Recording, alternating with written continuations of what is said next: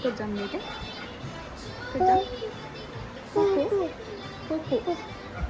ক'ত যাম ফুফু আকৌ ক'বা দেই ৰ'বা টিভিটো অকণ কমাই দিম ফুফু আমি ফুফু যাম ন ফুফু ক'ত যাম কিহত যাম গাড়ীত কিহত যাম না দি গাড়ীত টিটিত কি হয় গাড়ী